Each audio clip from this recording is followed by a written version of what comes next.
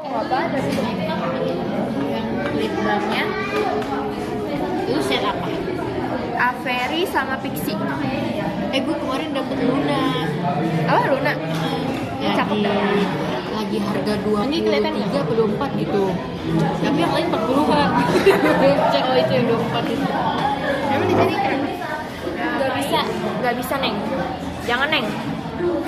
Jangan maksa Neng. Lagi lu pergi kan? Di sini Gelap benar ini.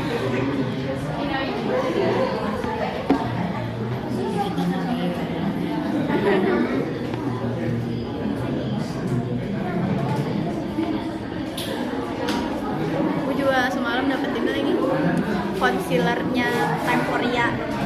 Kan normalnya tuh 89. Gue dapet 41. Gue tanpa mikir gue beli. sama gue tuh semua. Gue kan udah punya concealer kan. Gak ada yang season buat 77. Gue lagi nungguin. Kadang tuh suka tiba-tiba diskon aja. Oh iya sih. Kayak misalkan iklan lewat terus gue langsung aja klik lah. Murah.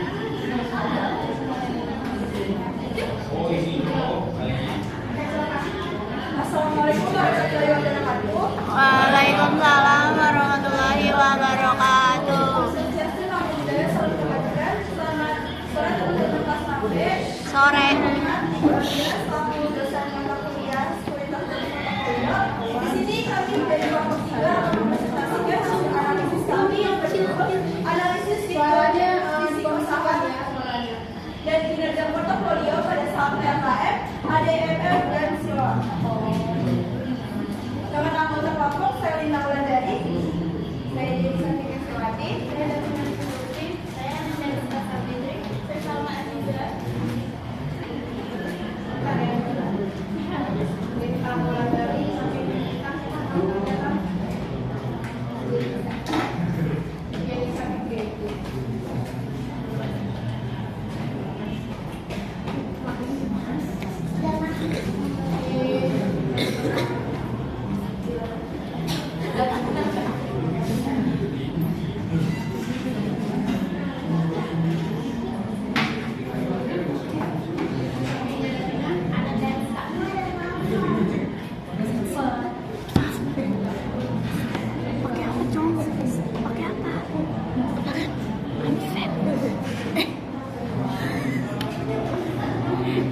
Share dong, link share. Parah banget. Sumpah jahat banget. Kita gebukinnya sekarang.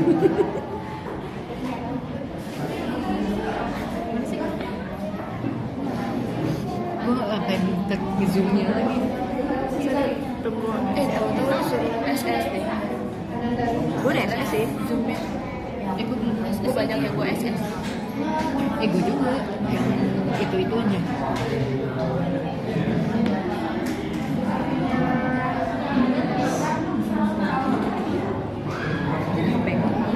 Woi, HP gue, woi. Sabar dong.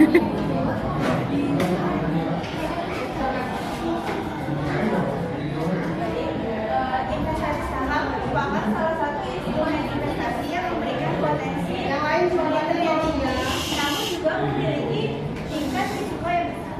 Oleh karena itu, investor perlu melakukan analisis terhadap tingkat ekspektasi dan risiko sebelum mengambil keputusan investasi. Salah satu strategi yang dapat diterapkan adalah pembentukan portofolio, yaitu mengkombinasikan beberapa jenis saham untuk mengoptimalkan keuntungan sekaligus meminimalkan risiko melalui diversifikasi. Pembekalan. Dalam analisis ini menggunakan 3 emiten dari sektor yang berbeda, yaitu ada PT Telkom Indonesia Persero Tbk atau TLKM, PT Adira Dinamika Multifinance Tbk atau ADMF, dan PT Silon International Hospital Tbk atau Silon.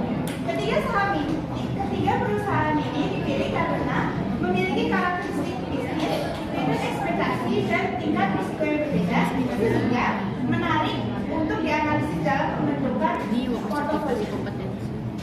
MSDM. Selanjutnya di sini terdapat rumusan. Yang pertama, bagaimana tingkat ekspektasi dan risiko saham TLKM, ADMF, dan Silo selama 2023. Bagaimana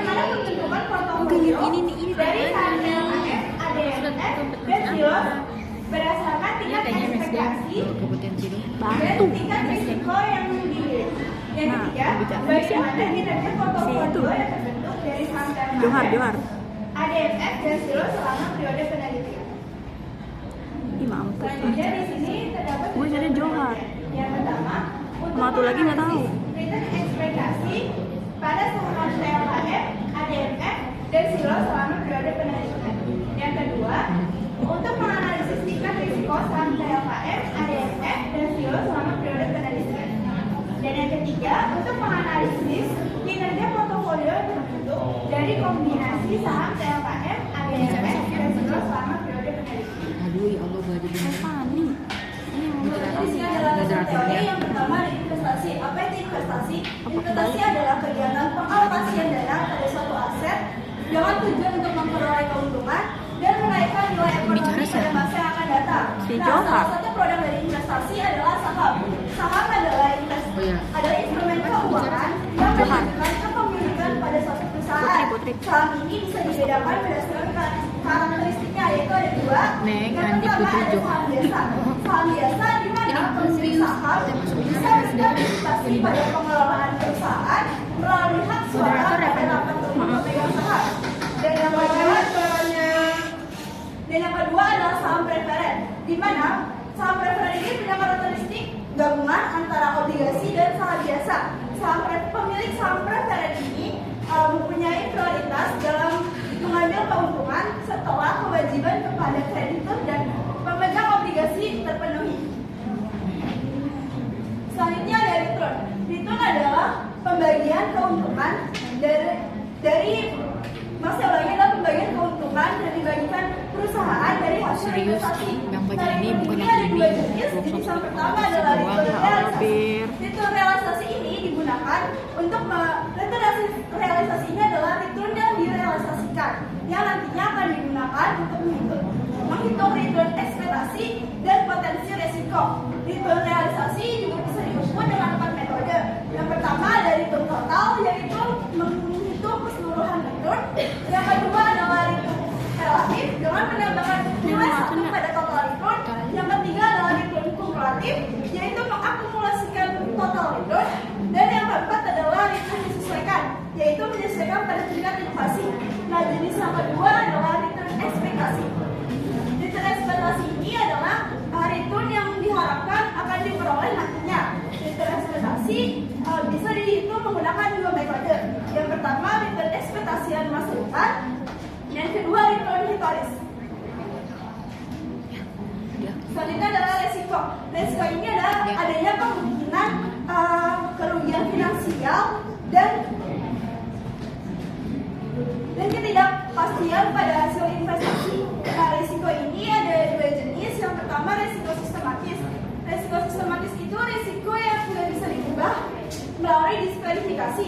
Contohnya itu kayak penaikan suku bunga dan inflasi. Nah, jenis yang kedua itu adalah risiko tidak sistematis, yaitu risiko yang dapat diminimalisir melalui diverifikasi. Contohnya seperti manajemen perusahaan. Tetapi risiko macam ada ini aja. Ada juga risiko berdasarkan dari investor, yaitu investor yang masalahnya itu investor yang dapat dibedakan berdasarkan tingkat risiko yang diambil. Itu tuh ada 3. Yang pertama adalah investor risker, yaitu investor yang agresif dan spekulatif dalam mengambil keputusan. Yang kedua itu investor risk netral. Nah, itu tuh investor yang lebih memikirkan secara matang sebelum mengambil keputusan investasi. Dan yang terakhir adalah investor risk affected, yaitu jenis investor yang lebih suka mengambil investasi dengan resiko yang lebih rendah. Selanjutnya ada kinerja portofolio. Dalam metode ini diukur menggunakan 3 metode, yaitu Sharpe, Trainer, dan Denson. Sharpe diukur adalah cara mengukur return menggunakan portofolio terhadap total resiko. Berarti bukan yang general kan? Ini portofolio yang Oh iya anjir. lalu ada investor, yaitu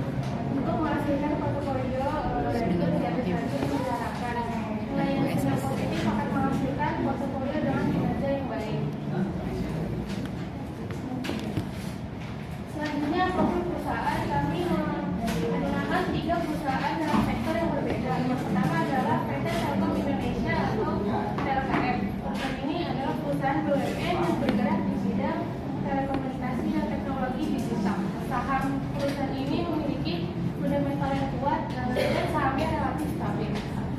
Lalu yang kedua ada PT Adira Dinamika Multi Finance atau ADM.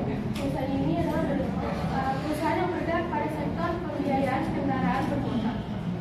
Nah, kondisi saham ini sangat tergantung pada kondisi ekonomi dan daya beli masyarakat. Lalu yang ketiga ada PT Siloam International Hospitals Tbk atau Siloam. Perusahaan ini bergerak pada sektor layanan kesehatan. Perusahaan ini mengalami perkembangan yang cukup besar seiring dengan meningkatnya kebutuhan akan layanan kesehatan di Indonesia. Hasil dan pembahasan. Pertama, perbedaan nilai return. Berdasarkan perhitungan ini, return ekspektasi SHY diperoleh sebesar 2%, return untuk saham TLKM sebesar 2%, untuk saham ADMS sebesar minus 1%, untuk saham semuanya sebesar minus 1%. Lalu, sedangkan untuk return ekspektasi tahunan IHSG memperoleh return sebesar 22%, TLKM sebesar 28%, minus 12% untuk ADMF dan minus 15% untuk Siloam. Berdasarkan perhitungan ini, kita kesimpulan bahwa saham TLKM memiliki return ekspektasi yang tertinggi yang berpotensi menghasilkan keuntungan dibanding dengan dua saham lainnya. Sedangkan saham ADMF dan Siloam memperoleh hasil yang negatif, sehingga bagi investor diharapkan berhati-hati dalam mempertimbangkan ribuan saham tersebut. Oke, selanjutnya ada analisis resiko pada saham IHSG. Memiliki resiko bulanannya itu sebesar 0,0512, sedangkan resiko tahunannya sebesar 0,180. Jadi nilai menunjukkan tingkat fluktuasi dan pasar selama periode penelitian. Selanjutnya ada saham TLKM yang memiliki resiko bulanannya itu sebesar 0,013, sedangkan tahunannya itu sebesar 0,045. Jadi nilainya itu menunjukkan pergerakan return pasar relatif stabil dan memiliki resiko saham itu lebih rendah daripada resiko pasar. Selanjutnya ada saham ADMF. Saham ADMF memiliki resiko bulanannya itu sebesar 0,05, sedangkan tahunannya itu sebesar 0,012, yang merupakan resiko terendah di antara saham lainnya. Terus selanjutnya ada saham Silo. Saham Silo memiliki resiko bulanannya itu sebesar 0,026, sedangkan tahunannya itu sebesar 0,89, yang menunjukkan tingkat resikonya paling tinggi di antara saham TLKM dan saham ADMF. Dan demikian, ekspektasi return yang masih negatif menjadi saham ini kurang menarik bagi investor lainnya.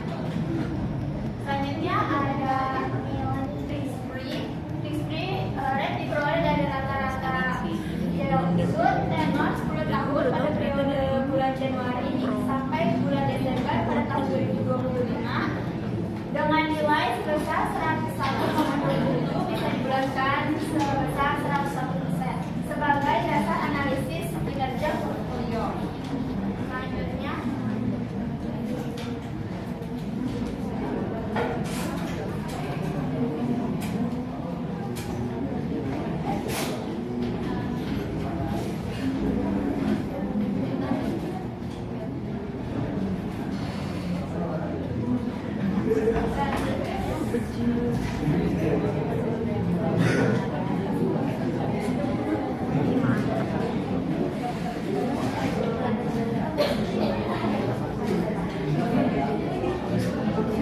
anak UI ngirimin kado ke Polri, tau gak? Randa anjir.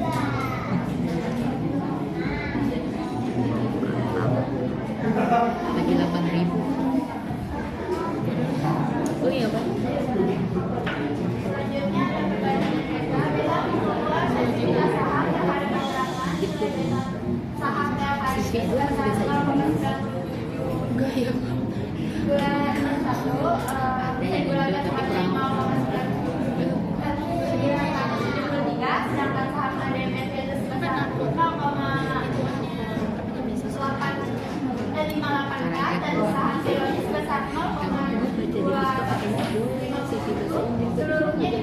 gaya.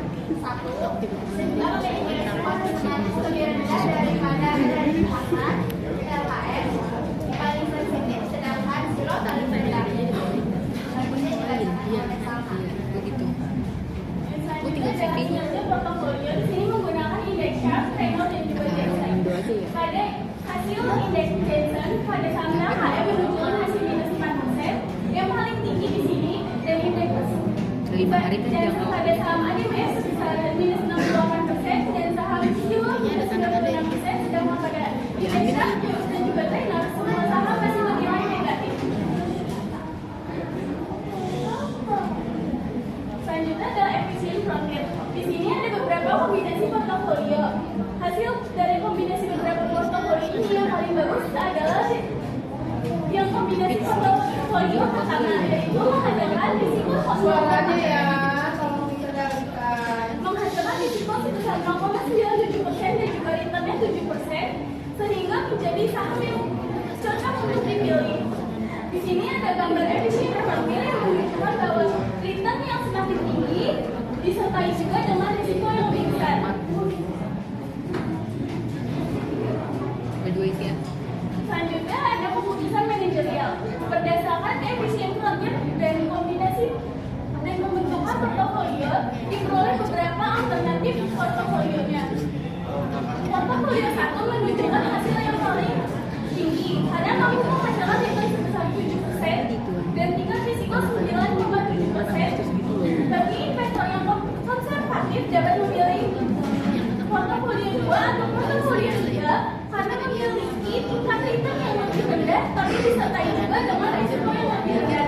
Keputusan investasi dapat disesuaikan dengan tujuan investasi dan tingkat risiko yang masing-masing para investor. Kesimpulan, hasil analisis expected return pada saham TLKM, ADMF, dan juga Silo menunjukkan bahwa saham TLKM memiliki return tertinggi dengan risiko yang relatif rendah. Pembentukan portofolio diversifikasi saham TLKM, ADMF, dan juga Silo menunjukkan dengan bobot investasi 70% untuk TLKM, 20% untuk ADMF, dan juga 10% untuk Silo menunjukkan portofolio dengan tingkat risiko yang relatif terkendali. Pengukuran indeks Sharpe, Reynolds, dan juga Jensen pada saham TLKM, ADMF, dan juga Silo menunjukkan bahwa saham TLKM memiliki kinerja terbaik pada indeks Jensen dan pada saham Sharpe, pada indeks Sharpe, dan juga Reynolds semua saham masih negatif. Caranya bagi investor untuk mempertimbangkan saham TLKM sebagai salah satu tempat untuk berinvestasi dan juga mempertimbangkan return expected dan juga risiko serta kinerja portofolio sebelum membuat keputusan investasi. Bagi peneliti selanjutnya disarankan untuk memperpanjang periode penelitiannya, memperluas industri yang digunakan dan juga menggantikan teknik pembentukan portofolio dan juga evaluasi yang Cesta juga udah nyampe tapi kagak masuk masuk. Elah itu udah. Sekian dari kami, ada yang ingin bertanya? Ada yang mau bertanya?